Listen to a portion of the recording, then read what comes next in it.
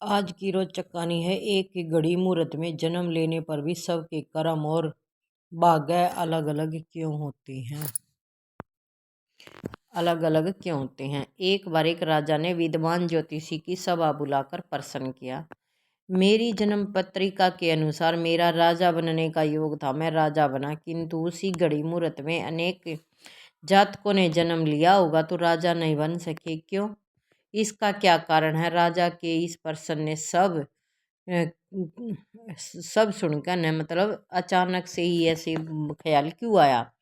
अचानक एक वृद्ध खड़े हुए और बोले, महाराज आपको यहाँ से कुछ दूर जाना होगा। वहां पर एक महात्मा मिलेंगे, उनसे आपका उत्तर मिल जाएगा। राजा ने घोर जंगल में जाकर देखा कि एक महात्मा आग के ढेर के पास बैठकर गर्मा गर्म कोयले खाने में व्यस्त थे। राजा ने महात्मा से जैसे ही प्रश्न पूछा, महात्मा ने क्रोधित होकर कहा, तेरे प्रश्न का उत्तर आगे पहाड़ियों के बीच एक और महात्मा है, वे दे सकते हैं। राजा की जिज्ञासा और बढ़ गई। पहाड़ी मार्ग पर पार कर बड़ी कठिनाइयों से राजा दूसरे महात्मा के पास पहुंचा। राजा हक्का बक्का रह गया। दृश्य ही कुछ ऐसा था। वे महात्मा अपना ही मांस चिमटे से नोच नोच कर खा रहे थे। राजा को महात्मा ने भी डांटते हुए कहा, मैं भूख से बेचैन हूँ, मेरे पास समय नहीं है। आगे आदिवासी गांव में एक बालक जन्म लेने वाला है जो कुछ ही देर तक जिंदा रहेगा। वह बालक तेरे प्रश्न का उत्तर दे सकता है। राजा बड़ा बेचैन हुआ। बड़ी अजब पहेली बन गया। मेरा प्रश्न उत्सुकता प्रबल थी। राजा पुनः कठिन मार्ग पार कर उस गांव में पहुंचा। गांव में उस दंपत्ति के घर पहुंचकर सारी बात कही।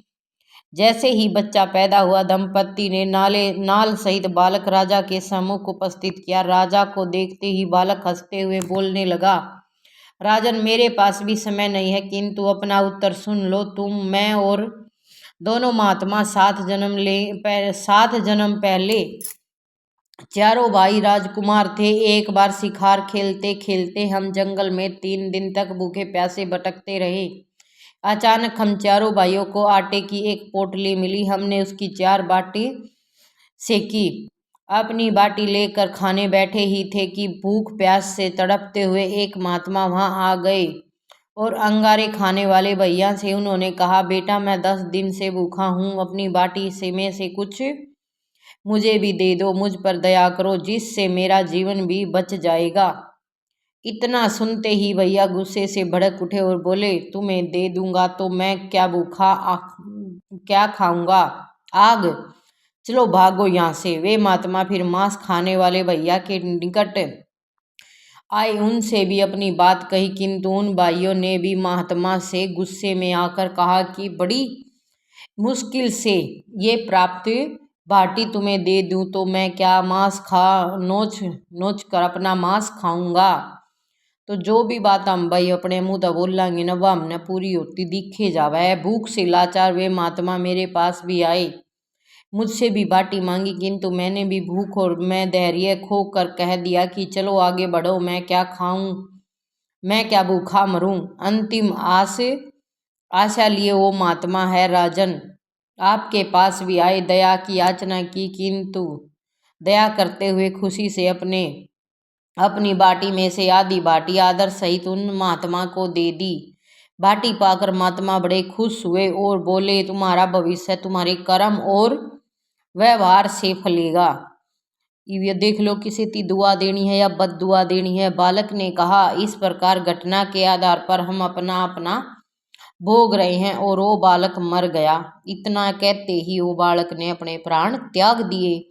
तो एक एक बोल, एक एक कर्म मारा न्यू निबेरा हमने कड़े तकड़े पूछा सका है। तो क्यों हम किस खातर झूठ बोलना, हाँ धक्के खावा, हाँ न्यू निबेरा हम के करा, हाँ कितना तक दुख दिया। हाँ, धरती पर एक समय में अनेकों फल फूल खिलते हैं, किंतु सबके रूप गुण आकार प्रकट स्वाद भिन्न होते हैं। राजा ने माना कि शास्त्र भी 3 प्रकार के हैं, ज्योतिषी शास्त्र, कर्तव्य शास्त्र और व्यवहार शास्त्र। जातक सब अपना किया दिया लिया ही पाते हैं। शिक्षा क्या मिलती है इस कहानी से, वह भी जरूर सुनकर जाइयो भाई। वीडियो अच्छी लगे तो एक बार बीच में फिर याद दिवा दूँ, लाइक शेयर सब्सक्राइब जरूर कर दियो। यही है जीवन। गलत पासवर्ड से एक छोटा सा मोबाइल नहीं खुलता, तो सोचिए गलत कर्मों से सड़क के दरवाजे कैसे खुल सकते हैं। यह बात तो सभी ने भी रहा, सबके हाथा में फोन है। अगर एक गलत पासवर्ड लगा दिया ना, फोन को नहीं खुले। आजकल तो हाथा की अंगड़ियां तलाक कर न खुला है। किसी दूसरे आदमी धोरे ले जाकर न किसी दूसरे का हाथ लगवा दोगे तो वो फोन भी नहीं खुलेगा। तो हम तो भाई स्वर्ग के बादशाह के न्यून के सपने दिखने लग रहे हैं।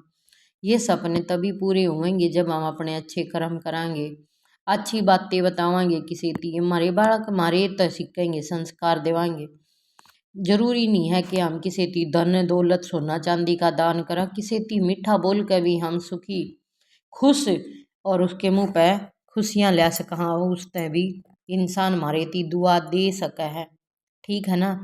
मंदिर की में क्यों जावा है, क्योंकि उड़ा भगवान की मूर्ति धरी रहा उड़ा रोज साफ सफाई हुआ है, तो जिस मन में भगवान का नाम सुबह शाम लिया जाओगा वो मन भी तो मंदिर बन जाओगा ना।